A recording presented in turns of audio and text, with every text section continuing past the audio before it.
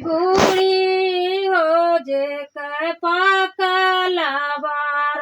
बूढ़ी अवसान माई बूढ़ी हो जेकर पाकल बार। बूढ़ी अवसान माई बूढ़ी हो जे कर पाकल बार। बूढ़ी अवसान माई बूढ़ी हो जेकर पाकल बार। बूढ़ी अवसान माई बूढ़ी हो खड़ी बिंदु दुआर।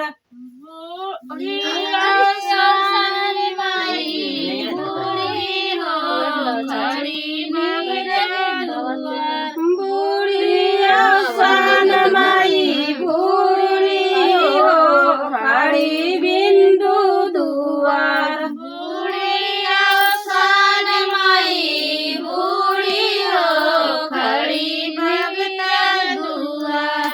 उठा बेटा भाई बिना सार हुआ कर पूजा पाठ। उठा बेटा भाई बिनु सार कर पूजा पाठ। उठा बेटा जगवाय अपनी रानी कराई पूजा पाठ। उठा बेटा जगवाय अपनी रानी करे पूजा पाठ। उठा रानिया कर पूजा पाठ देखी